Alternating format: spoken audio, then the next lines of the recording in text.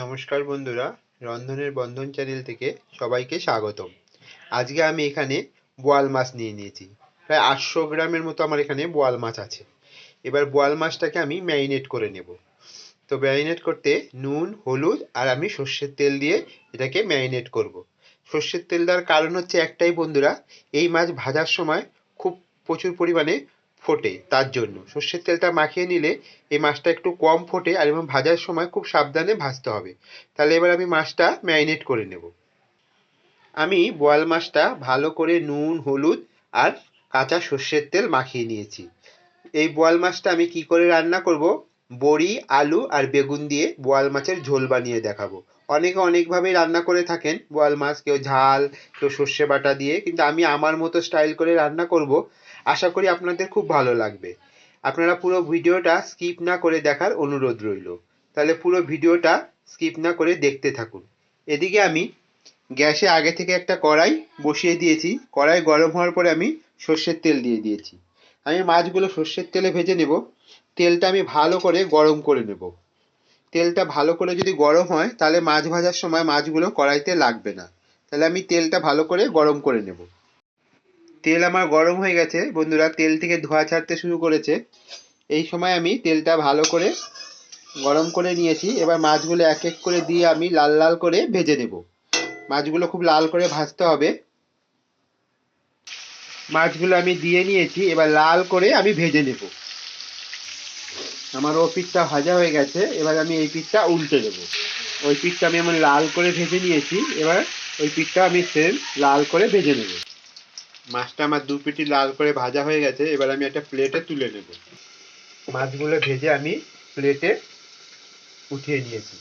বাকি মাছগুলো আমি সেম ভাবে ভেজে নেব। তাহলে বন্ধুরা, ফাইনালি আমার বোয়াল মাছগুলো সব ভাজা কমপ্লিট। আমি এরকম লাল লাল করে ভেজে নিয়েছি। আর এই মাছ ভাজতে কিন্তু খুব সাবধানেই ভাজতে হবে, প্রচুর পরিমাণে ফোটে। এইদিকে আমার মাছ ভাজা যথেষ্ট পরিমাণ তেল রয়ে গেছে। এই তেলেই আমি আলুগুলো ভেজে নেব।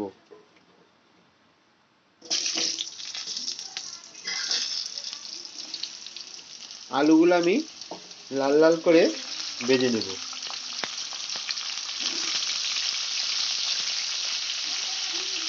দিয়ে দেবো পরিমাণ মতো নুন।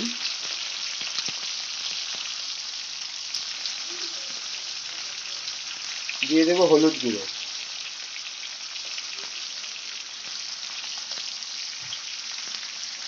এবার আমি আলুগুলো ভেজে নেব।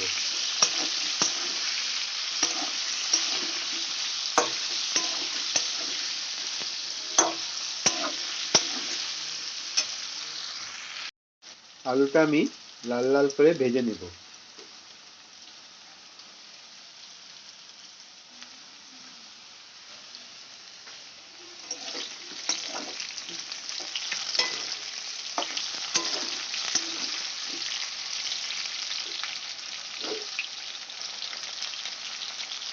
বাঙালি মানেই হচ্ছে খাদ্যরসিক।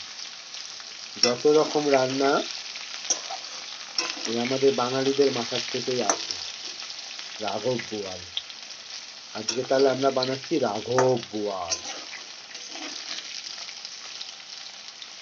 আশা করি আপনাদের ভালো লাগবে।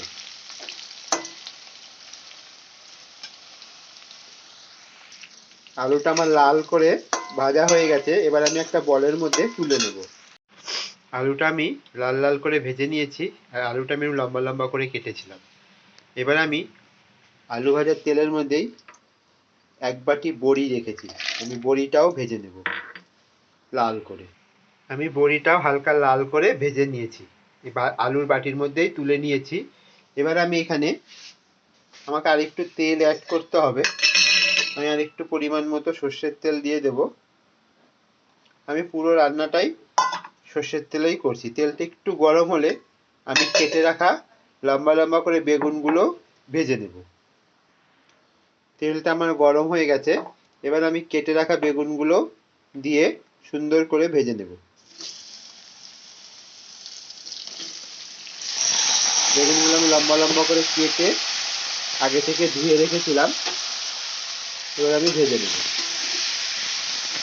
খুব একটা বেশি ভাজবো না, তাহলে কি হবে, বেগুনগুলো পুরো গলে যাবে। আমি হালকা একটু লাল লাল করে ভেজেই উঠিয়ে নেব।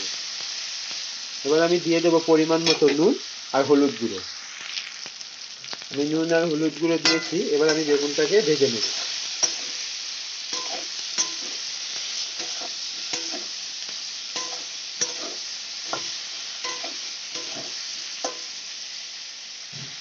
গ্যাসের ফ্লেমটা আমি হাই রাখবো।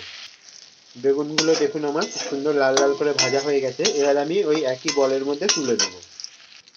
আমি এখানে আর তেল অ্যাড করব না, যথেষ্ট তেল আছে। এই তেলেই আমি রান্নাটা কমপ্লিট করব। এই তেলের মধ্যে আমি দিয়ে দেবো ফোড়নে কালো জিরে। কালো জিরেটা আমি একটু ভেজে নেব।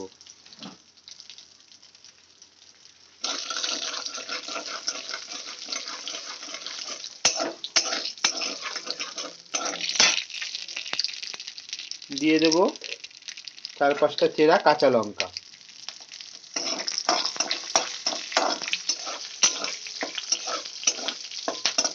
কাঁচা লঙ্কাটা আমি একটু ভেজে নেব।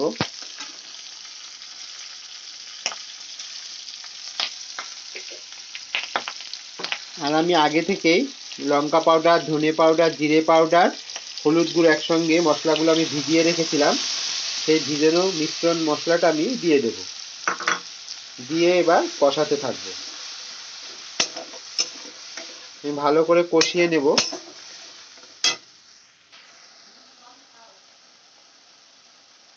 আমি এখানে পরিমাণ মতো নুন দিয়ে দিয়েছি।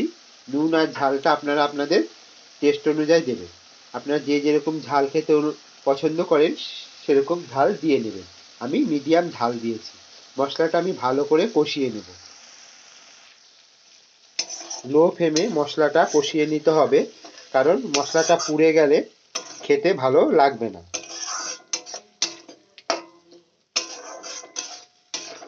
মশলাটা যতক্ষণ এর কাঁচা গন্ধটা চলে যায় ততক্ষণ পর্যন্ত সুন্দর করে লো ফ্লেমে ভালো করে আমি কষিয়ে নেব।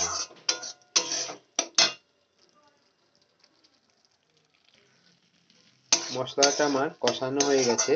এবার আমি ভেজে রাখা আলু, বড়ি আর বেগুনটা দিয়ে একসঙ্গে ভালো করে কষিয়ে, আমি আলু, বেগুন, বড়িটা দিয়ে দিয়েছি। এবার মশলার সঙ্গে কষিয়ে নেব ভালো করে। যত সুন্দর করে কষানো হবে এর টেস্টটা তত বেশি সুন্দর হবে। এটা একটা খুব পুরনো দিনের রান্না, এই আলু, বেগুন, বড়ি দিয়ে বোয়াল মাছের ঝোল। সেই পুরনো দিনের রান্নাটাই আজকে আমি রান্না করছি। আশা করি আপনাদের ভালো লাগবে। স্টেপ বাই স্টেপ ফলো করে যদি সেম প্রসেসে এইভাবে রান্না করেন তাহলে গরম ভাতের সঙ্গে বন্ধুরা দুর্দান্ত লাগবে। ছোট থেকে বড় সবাই দেখবেন আঙুল চেটে খাবে এই আলু, বেগুন, বড়ি দিয়ে বোয়াল মাছের ঝোল। আর বোয়াল মাছে যাতে কাঁটা থাকে না, বাচ্চারা খুব পছন্দ করে। এবার আমি ভালো করে কষিয়ে নেব। মশলাটা দিয়ে আমার ভালো করে কষানো হয়ে গেছে। এবার আমি পরিমাণ মতো জল দিয়ে দেবো। এটা একটু ঝোল ঝোল হবে বন্ধুরা। আমি পরিমাণ মতো ঝোল দিয়ে দিয়েছি। এবার ঝোলটা আমি ভালো করে ফুটতে দেব। ঝোলটা খুব ভালো করে ফুটলে তারপরে আমি মাছগুলো এক এক করে দিয়ে দেব। ঝোলটা আমাদের ঝোলটা আমাদের ফুটে গেছে। এবার আমি মাছগুলো এক এক করে দিয়ে দেবো।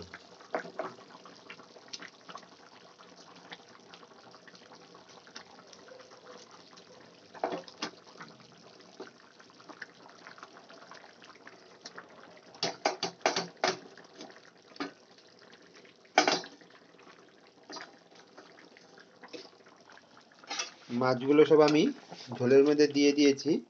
মাছগুলো দিয়েও বেশ আমি সুন্দর করে কতক্ষণ ধরে ফুটিয়ে নেব। তাহলে কি হবে, সব মশলাগুলো মাছের ভিতরে সুন্দর ঢুকবে এবং খেতেও বেশি টেস্টি হবে। এই সময় আপনারা নুনটা চেক করে নেবেন। সামান্য একটু চিনিও দিতে পারেন, এর টেস্টটা ব্যালেন্স করবে।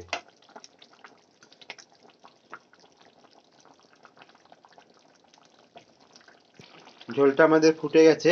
এবার আমি উপর থেকে দুটো চেরা কাঁচা লঙ্কা দিয়ে দিলাম।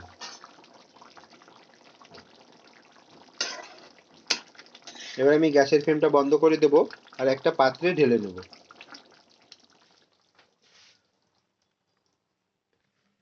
আমি আমি এরকম একটা পাত্রে ঢেলে নিয়েছি বন্ধুরা, দেখুন কি সুন্দর হয়েছে। তাহলে আমাদের ঘরে থাকা অল্প উপকরণ দিয়েই রেডি হয়ে গেল খুব পুরোনো দিনের একটা রান্না, আলু বেগুন আর ডালের বড়ি দিয়ে বোয়াল মাছের ঝোল। তাহলে যদি ভালো লেগে থাকে তাহলে অবশ্যই একবার হলো বাড়িতে রান্না করে ট্রাই করে খেয়ে কমেন্ট বক্সে জানাতে ভুলবেন না। আর যারা আমার চ্যানেলটা সাবস্ক্রাইবার করে নিয়েছো তাদের জন্য অসংখ্য ধন্যবাদ। আর যারা এখনো পর্যন্ত সাবস্ক্রাইবার করোনি, প্লিজ প্লিজ প্লিজ অনুরোধ রইল একবার সাবস্ক্রাইবার করে নিও। আর পাশে থাকা বেল আইকন বাটনটি প্রেস করে দিও, তাহলে এরকম সুন্দর সুন্দর রান্নার নোটিফিকেশন সবার আগে তোমার মোবাইলে পৌঁছে যাবে। আশা করি আজকের রান্নাটা তোমাদের খুব ভালো লাগবে। আর তোমাদের ভালোবাসা আমাকে অনেক দূর পর্যন্ত নিয়ে যাবে। লাইক কমেন্ট প্রচুর পরিমাণে শেয়ার করতে ভুলো না। ধন্যবাদ।